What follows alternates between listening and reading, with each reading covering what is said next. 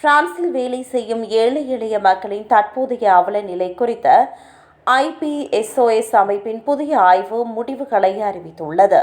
கையில் வேலை இருந்தும் தங்களது குறைந்த வருமானம் காரணமாக 54% தொழிலாளர்கள் போதிய உணவின்றி தவிப்பது இதில் தெரிய வந்தது.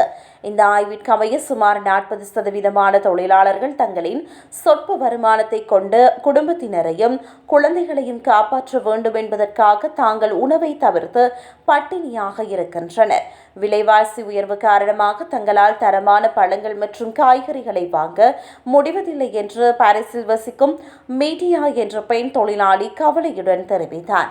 மாதத்தின் 2வது வாரத்திலேயே தங்களின் சேமிப்பு முடிந்து விடுவதால் வெறும் பாஸ்தாவை மட்டுமே சாப்பிட்டு நாட்களை கடத்துவதாக அவர் கூறினார்.